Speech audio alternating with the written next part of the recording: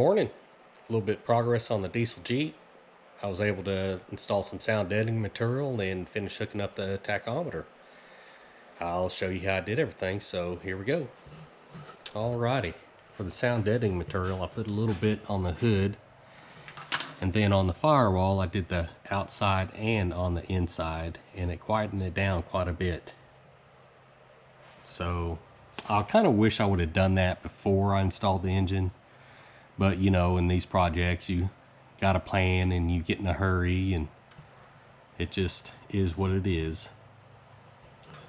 On the alternator, I went with a probe for the tachometer. Basically, it gets a signal off the alternator, sends it to a box, and it converts it to a usable signal to the tachometer. It's a 2-wire setup, and it just clamps on to the alternator, so really easy to do. I thought about going with the tone ring on the crankshaft, but you know what, I think this is going to work pretty good. And I'll go ahead and show you how I installed the box on the inside and then start it up for you. Alright, this is the Autometer digital tach box. What it does, it converts the alternator signal into a usable signal for the gauge for your RPMs.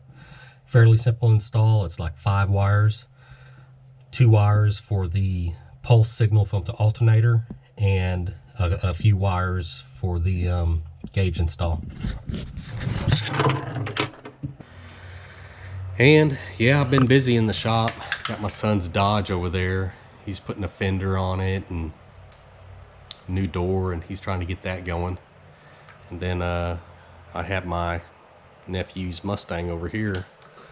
He wants to do an overhaul on it. He's actually overseas right now serving the military, so I told him I'd pull him out and clean it up and get her going good for him. This will be a cold start. I mean, it's been in the shop all night, about 30 degrees.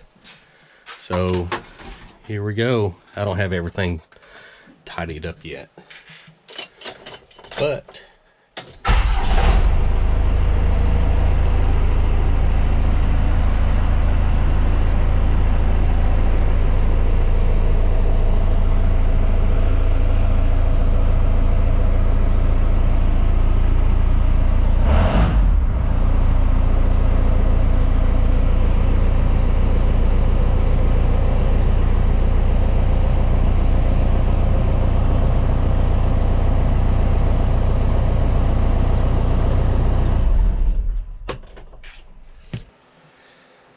so that was my tach install. Fairly simple. I went the easy way.